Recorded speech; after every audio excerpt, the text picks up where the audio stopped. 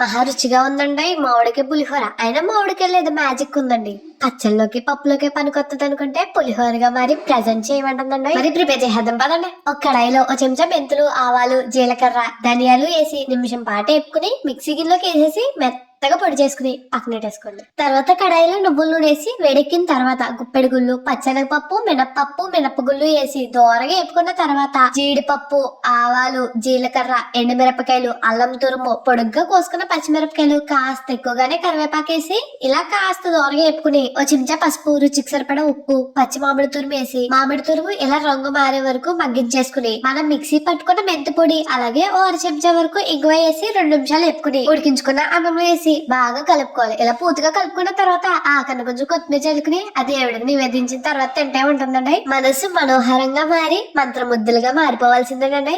నచ్చితే మన ఛానల్ ని సబ్స్క్రైబ్ చేసి మీకు ఎలా అనిపించిందో కమెంట్ చేయండి. ఉంటాను మరి.